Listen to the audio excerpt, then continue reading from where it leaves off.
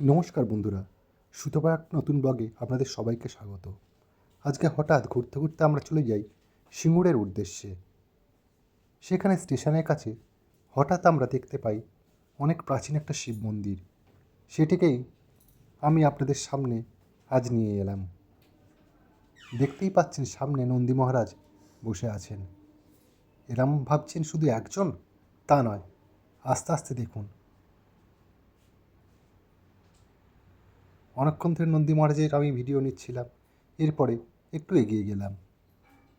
ও মা, এবার তো আরও দুজন। এনাকেও অনেকক্ষণ ধরে দেখলাম, ভালো করে দেখলাম। আর একটু এগিয়ে যাচ্ছি, সুন্দর পরিবেশ, কি সুন্দর বাগান। আরে বাবা, এখানে তো জোড়া, এখানে দুজন জোড়া নন্দী মহারাজ বসে আছেন।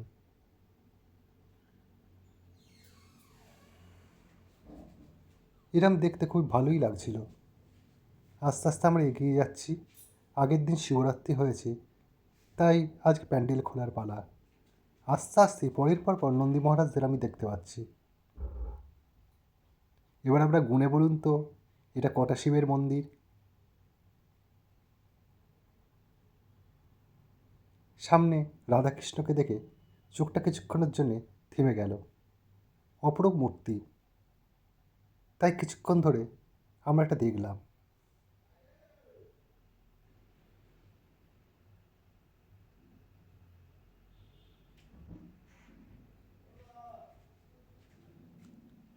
তো দেখা পর্ব শেষ করলাম রাধাকৃষ্ণকে।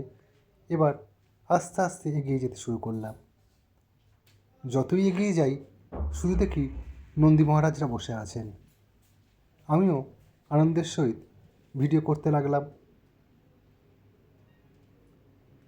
সবসময় কথিত আছে নন্দী মহারাজ আমাদের শিব মন্দিরের সামনেই থাকেন।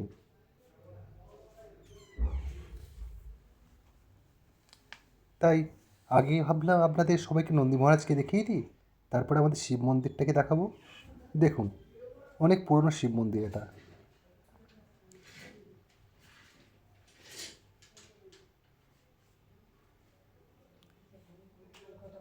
আস্তে আস্তে মন্দিরের সামনে আমি চলে এলাম।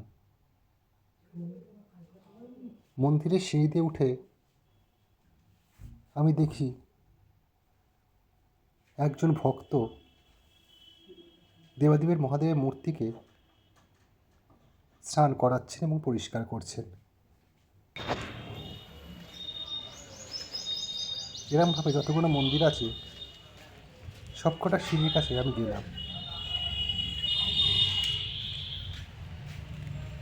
অনেক পুরনো মন্দির, তাই দেখতেও ভালো লাগছে, আর পরিবেশটা খুবই শান্ত।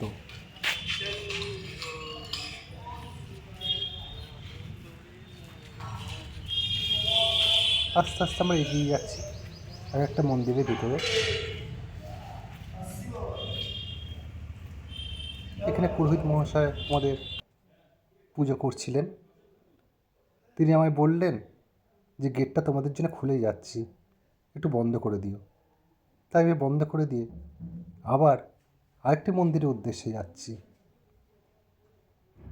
এখানে দেখি অনেকে দাঁড়িয়ে আছে ভগবানের কাছে কামনা করার জন্য, কারণ আগের দিনই শিবরাত্রি গেছে। তাই এটুকু বলি, সবার মনস্কামনা যেন পূর্ণ হয়। দেবাদেবের মহাদেব সবার জন্য ভালো করে।